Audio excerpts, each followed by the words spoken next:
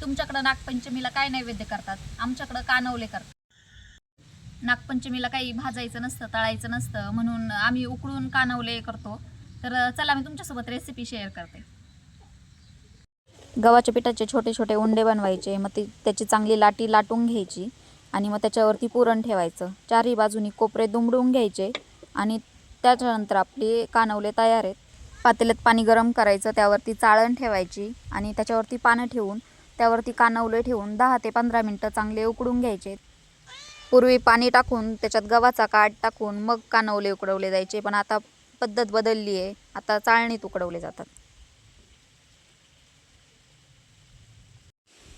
पातेल्यात पाणी गरम व्हायला ठेवलंय. साधारणतः 1 ते 1.5 तांब्या पाणी ठेवायचं आणि त्याच्यावरती चाळण ठेवायची आणि त्याच्यानंतर ही जांभळीची पानं आहेत ती मी त्याच्यावरती ठेवते आणि त्याच्यानंतर त्याच्यावरती कानवले ठेवायचे.